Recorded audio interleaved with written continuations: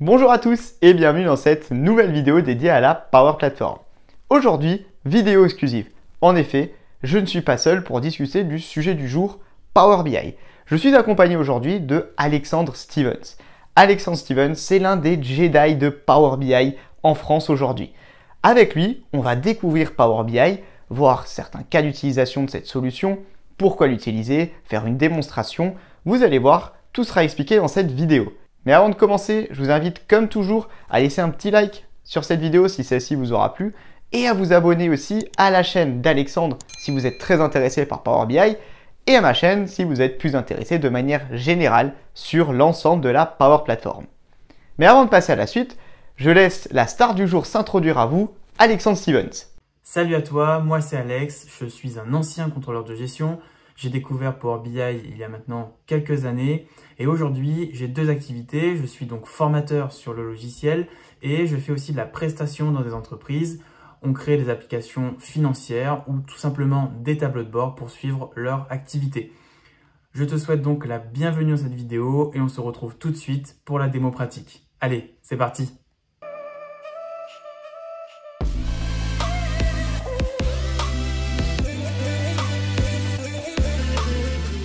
Tout d'abord, qu'est-ce que Power BI? Power BI est un outil de business intelligence qui va vous permettre de faire de l'analytique business. Vous allez pouvoir vous connecter à de multitudes de sources de données pour pouvoir analyser différentes sources de données et la donnée qui se trouve bien évidemment à l'intérieur et ensuite pouvoir créer des reports, des tableaux de bord et des visualisations immersives pour pouvoir mieux lire, mieux comprendre votre donnée et bien sûr prendre derrière les actions les plus efficaces. Power BI, il est composé de trois grands produits. Le premier, c'est Power BI Desktop. Le second, Power BI Service. Et enfin, le troisième, Power BI Mobile. Alors découvrons à présent plus en détail ces trois différents outils. Le premier, c'est Power BI Desktop. Power BI Desktop, il est plutôt destiné à des créateurs de reports à l'intérieur de Power BI. Il va vous permettre de vous connecter à votre donnée, de pouvoir la travailler, créer des visualisations, pour ensuite pouvoir les partager et les publier surtout. Lorsque vous publiez un report, ce report se retrouve ensuite dans Power BI Service. Power BI Service, il est plutôt destiné à des utilisateurs finaux. Les utilisateurs finaux vont pouvoir ensuite consommer les différents reports à l'intérieur de Power BI Service. Ils vont aussi pouvoir commencer à créer des tableaux de bord à l'aide de différents reports pour pouvoir y intégrer différentes visualisations et créer le tableau de bord dont ils ont besoin. C'est aussi juste ici qu'ils vont pouvoir partager les différents tableaux de bord et reports avec d'autres collègues pour pouvoir commencer à collaborer autour de toute cette donnée. Et enfin, le dernier outil, c'est Power BI Mobile qui, comme son nom l'indique, est la version mobile de Power BI qui va permettre de pouvoir aller visualiser des tableaux de bord à l'intérieur de son smartphone et c'est encore une fois plutôt à destination des utilisateurs finaux. À présent, revenons sur quelques principes clés à connaître et surtout quelques mots-clés à connaître lorsqu'on commence à travailler avec Power BI. Le premier, c'est la visualisation. Alors une visualisation, c'est une vignette qui va permettre d'afficher de la donnée. Cela peut par exemple être une carte, un tableau, une courbe, un graphique, ce qui va vous permettre d'afficher de la donnée de manière compréhensible. Ensuite, vous avez le jeu de données, dataset. Le jeu de données, c'est tout simplement lorsque vous allez aller vous connecter, par exemple à votre CRM, à un ERP ou à toute autre base de données, et ensuite intégrer cette donnée dans Power BI, vous avez un jeu de données que vous allez exploiter. Et enfin, vous allez retrouver la différence entre les reports et les tableaux de bord. Un report, en général, vous le créez dans Power BI Desktop. Un report, ce qui va le différencier du tableau de bord, c'est le nombre de pages. Un report est composé de plusieurs pages avec à l'intérieur des visualisations. Ensuite, vous avez un tableau de bord. Et un tableau de bord, la différence, c'est qu'il ne contient qu'une seule page et peut intégrer des visualisations de différents reports à l'intérieur. Voilà la grande différence entre le report et le tableau de bord. Et enfin, la vignette. La vignette, c'est tout simplement la représentation d'une visualisation. Une visualisation, elle est embarquée à l'intérieur d'une vignette. Et enfin, quelques principes de l'utilisation de Power BI pour vous présenter un petit peu le processus qu'il se passe lorsqu'on utilise Power BI. Tout d'abord, on va se connecter à une source de données. Comme j'ai dit avant, le fameux dataset, jeu de données, on l'intègre à l'intérieur de Power BI Desktop. À l'intérieur de Power BI Desktop, on va commencer à transformer nos données. On va pouvoir par exemple créer des relations, on va pouvoir fusionner de la donnée, on va aussi pouvoir la nettoyer pour que le jeu de données qu'on va utiliser soit exactement le jeu de données dont on a besoin.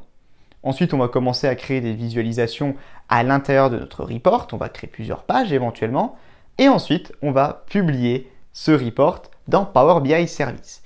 Dans Power BI Service, on va retrouver nos utilisateurs finaux qui, eux, vont pouvoir venir et consommer ce report, créer potentiellement des tableaux de bord et ensuite avoir la possibilité de les visualiser, aussi bien sur desktop que sur tablette ou encore dans Power BI mobile. À présent, vous devriez être beaucoup plus à l'aise avec l'utilisation de Power BI. Mais quoi de mieux pour être encore plus à l'aise avec l'utilisation de Power BI qu'une démonstration? Et une démonstration, je vais à présent repasser la main à notre expert du jour, à Alexandre, pour qu'il puisse vous montrer comment commencer à créer votre premier report à l'aide de Power BI.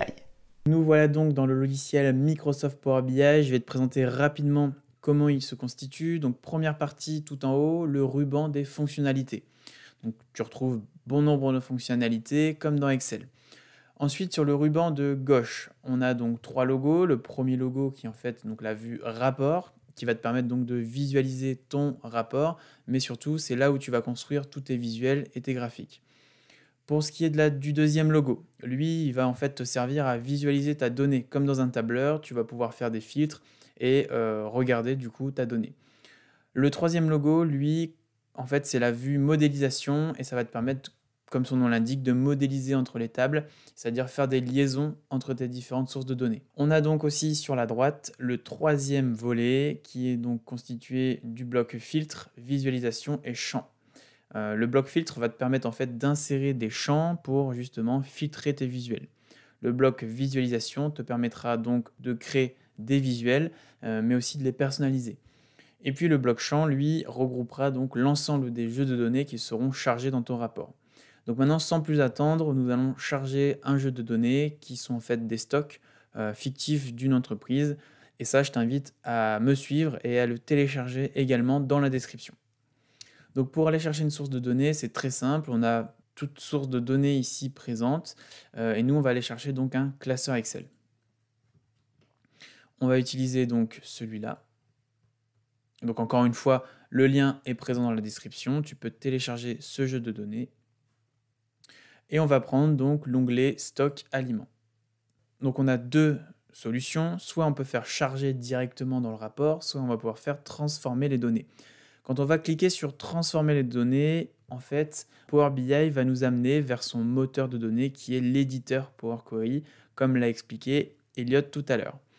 Donc, on check la donnée. En fait, l'éditeur Power Query va nous permettre donc de checker un peu la donnée, de savoir si elle est bonne ou s'il y a des choses à rectifier. Normalement, il n'y a pas de problème. On peut faire directement fermer et appliquer. Une fois que le jeu de données est chargé, il se retrouve donc, comme je te l'ai dit tout à l'heure, sur ta droite. Donc on va créer notre premier visuel. Pour ce faire, c'est très simple. On va faire du drag and drop, c'est-à-dire que tu vas venir prendre par exemple les catégories et tu vas les glisser en plein milieu de ton rapport. Et on va donc on veut les catégories avec le prix total au kilo.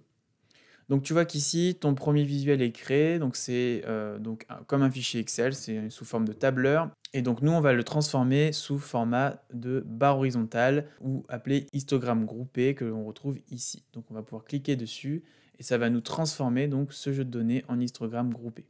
Donc tu vas pouvoir agrandir, réduire ce graphique et on va tout de suite le personnaliser. Ici, tu as 3 logos dans le volet visualisation. Le premier qui est en fait la catégorie champ, où on va pouvoir rajouter des éléments. Et c'est notamment ce qu'on va voir tout à l'heure. On va rajouter dans l'infobulle quelque chose. On a donc aussi l'onglet format qui va nous permettre donc de personnaliser le graphique, visuellement parlant. Et on a la troisième volet qui s'appelle analytique et qui va nous permettre donc de faire des fonctionnalités statistiques, comme mettre des constantes ou même faire du prévisionnel avec un certain nombre de données. Power BI te permet de faire du prévisionnel, par exemple sur 60 jours, plusieurs années, etc. Donc, nous, ce qui nous intéresse, c'est ça, c'est de personnaliser. Donc, premièrement, on va enlever tout ce qui va être titre des axes, puisque c'est pas nécessaire. Et on aime bien, voilà, que ça soit assez épuré, donc on va l'enlever. Et puis, on va aussi enlever l'axe des Y ici, qui clairement ne sert à rien, hop, parce qu'on va ajouter l'étiquette de données et on va le voir tout de suite. Pour ajouter l'étiquette de données, c'est très simple. Ici, tu peux activer étiquette de données et on va le modifier assez simplement. On va déjà premièrement mettre le format en milliers et puis on va mettre 2 décimales. Voilà. On va le mettre couleur noire et puis on va augmenter la taille du texte à 12. Maintenant, on veut que cet élément s'affiche en K euros. Aujourd'hui, il est seulement en K. Pour ce faire, c'est très simple. C'est pas dans l'onglet visualisation, mais c'est dans l'onglet champ. Donc, on va cliquer sur l'onglet champ correspondant et on va sélectionner ici, dans le symbole devise, la devise correspondante. On va continuer donc de personnaliser un peu ce graphique. On va changer la couleur des barres en mettant plutôt un rouge-rose proposé de base dans Power BI. On va également modifier la taille, la largeur des barres, puisqu'elle est un peu grosse à notre goût. Et pour ce faire, c'est très simple. Donc en fait, c'est dans l'onglet des X, et c'est ce qui va s'appeler le remplissage interne. Plus on va augmenter, plus les barres vont diminuer, plus forcément on va diminuer, plus les barres vont augmenter. Donc on va choisir un ratio par exemple de 35% qui nous semble convenable. On va enlever dans l'axe des X le titre, tac. Et on va surtout aussi augmenter la taille des catégories et on va le passer en un gris un peu plus foncé. Voilà. On va mettre même en bold. Voilà. On va aussi personnaliser le titre, somme totale par catégorie. On va maintenant insérer un nouveau champ pour qu'en fait dans l'infobulle ici présente, se retrouve le prix moyen au kilo de la catégorie. Donc pour ce faire, c'est très simple. On va utiliser donc prix au kilo. On va le mettre dans l'infobulle. Et si tu repasses donc ta souris dessus, tu vois qu'il y a un prix au kilo qui est affiché dans l'infobulle, mais celui-ci ne correspond pas du tout à ce que l'on veut puisque c'est une somme. Et en fait, pour le savoir, tu as juste à cliquer sur la petite flèche ici qui va donc te permettre de sélectionner le type d'agrégation en fait de cette donnée. Donc ici, il a fait une somme, donc nous, c'est pas ce qu'on veut, on veut une moyenne. Donc tu vas sélectionner une moyenne et automatiquement, il va te faire donc la moyenne du prix au kilo. Et en fait, on va retrouver donc 79 centimes pour le prix au kilo moyen des légumes et 1,59 pour les fruits. Autre fonctionnalité intéressante de Power BI, ça s'appelle le forage de données. Tu as des niveaux de data. Par exemple, ici, on a donc la catégorie qui est donc fruits et légumes. Et nous avons aussi les éléments. Les éléments, en fait, font partie d'une catégorie et donc sont un peu un niveau 2. En fait, c'est les éléments, voilà, c'était la banane, le kiwi, etc. Et donc cet élément, on va pouvoir le prendre et le rajouter dans les axes pour en fait créer des niveaux de forage.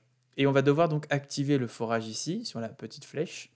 Et quand on va cliquer donc sur la barre légumes, on va avoir le détail des légumes. Donc qu'est-ce qu'il y a dans cette catégorie-là? Les poireaux, les choux-fleurs, etc. On retrouvera toujours l'étiquette de données et on retrouvera toujours dans l'infobulle le prix moyen au kilo. Voilà. Donc maintenant, tu as vu comment on faisait un graphique de manière basique. Maintenant, on va passer donc à un autre graphique qui est donc la conception de cartes. Donc, pour faire simple, il suffit donc de choisir carte choroplète. On va l'agrandir un peu. Donc il y a deux types de cartes, hein. Cette carte-là, la carte tout court, et la carte choroplète, en fait, qui va en fait remplir des états complets. Ça dépend ce que tu vas vouloir afficher. Les deux sont intéressantes. Maintenant, c'est à toi de tester. Aujourd'hui, je te montre celle-ci.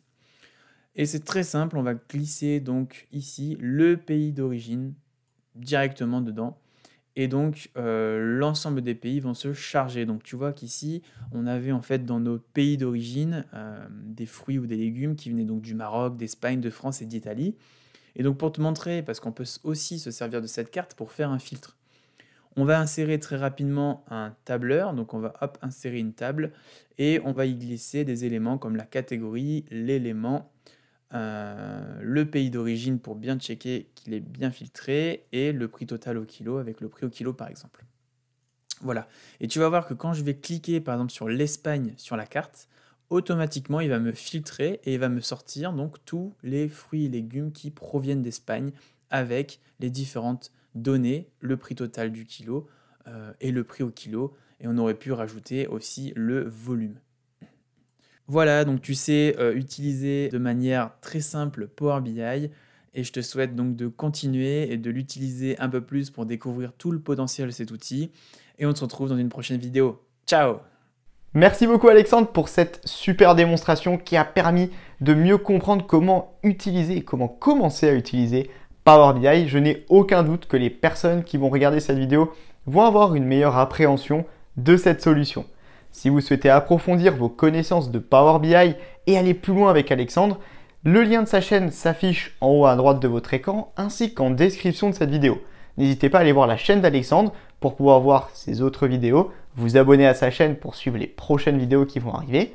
Et en ce qui concerne cette vidéo, je vous invite aussi à laisser un petit like en dessous de celle-ci et à vous abonner à ma chaîne si vous souhaitez continuer à voir de nouvelles collaborations avec d'autres experts de la Power Platform ou à découvrir de nouveaux usages ensemble de la Power Platform.